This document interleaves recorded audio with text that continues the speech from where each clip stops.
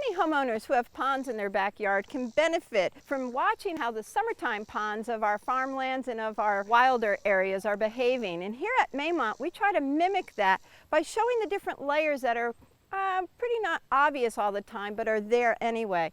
And here we have, to start off with, along our edges, we have a pickerel weed, our native pickerel weed, which is a wonderful plant, as well as our native blue flag iris. And these plants, being the edge of the pond plants, are able to grow up on the land as well as in shallow water. And then moving on out are the surface plants, the ones that are floating. And a favorite of mine, which forms a big mat, is the pennywort here. And think about all of the nutrients that it's filtering from the water through that wonderful root system, as well as the mat when it's fully formed, is creating shade for the water and helping to control the temperature of the water, which is important for the fish. And then another floater that we have is a fern. It's a little fern called a zola, and it's a cute little tiny thing, and it turns actually beautiful burgundy in the fall.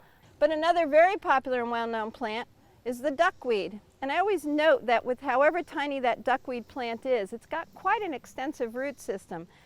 And finally, you have to think about what's under the water. And this is where people start going, because they want their ponds to be crystal clean. But it's those submerged plants that are so important. And here we have coontail, and this is a great plant for being able to oxygenate the water, as well as being able to provide nursery habitat for fish and reptiles and amphibians. Another component that we tend not to consider is the algae.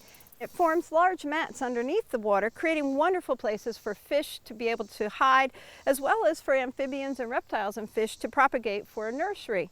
And the best thing about the algae is it is constantly here year-round, cool water or warm water. However, it does die, and when it dies, it floats to the top and forms mats. And many people then judge this area to be swampy and not clean, when it's the opposite. It's a very healthy pond.